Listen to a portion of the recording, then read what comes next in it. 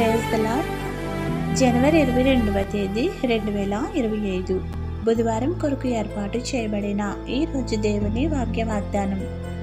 యెషయా గ్రంథము 51వ అధ్యాయము 7వ వచనం. మనుషులు పెట్టు నిందకు భయపడకుడి, వారి దూషణ మాటలకు దిగులు పడకుడి. ఆమేన్.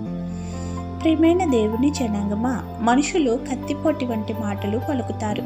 అవి హృదయంను నొచ్చుకుని వేదన కలుగుతుంది. అందుకే వాటి అందు లక్ష్య పెట్టక యేసయ్య మీద ఆనుకుని ధైర్యం కలిగి ఉండమని బైబిల్ చెబుతున్నది.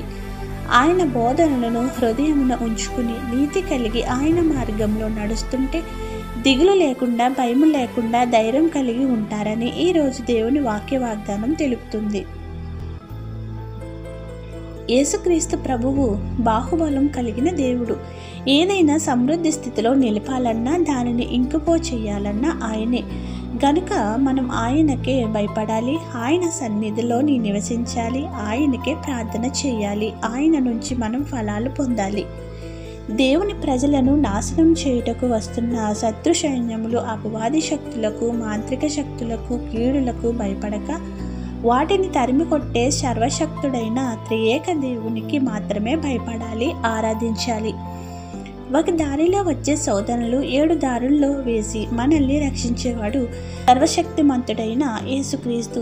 ఆయనను ఆరాధిస్తూ దీవించబడుతున్న మనం మనుషులు పెట్టు మాటలు, నిందలకు భయపడవద్దని రూఢిగా సెలవిస్తున్నాడు. దిగులు పడవద్దు, నీకు నేను తోడై ఉన్నాను, నిన్ను బలపరిచి నీకు ధైర్యం ఇస్తానన్న దేవునిపై ఆనుకుని బలమైన విశ్వాసంలో కొనసాగే ఆత్మీయ స్థితిని దేవాది దేవుడు మనకు అనుగ్రహించునుగాక. ఆమేన్. ఇట్లా దేవుని సువార్త పరిచర్యలో మీ సహోదరి. ఆమేన్. God bless you. అందరికీ మరణాత.